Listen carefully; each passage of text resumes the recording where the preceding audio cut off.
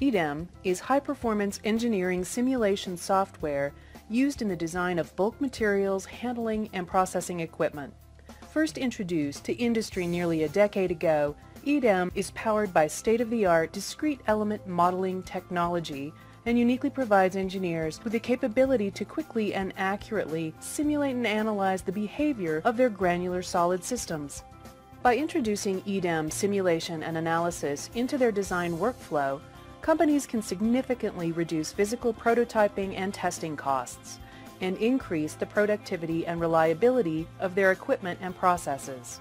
EDEM provides the key functionality and performance that customers need to realize maximum productivity benefits from engineering simulation across product design and production processes.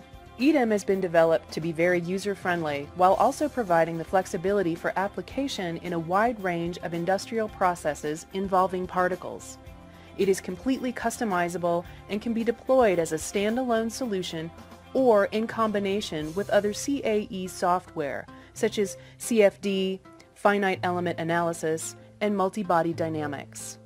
With EDEM's application programming and coupling interfaces, users can customize the physics and include the effects of fluids, electromagnetic fields, and machine dynamics.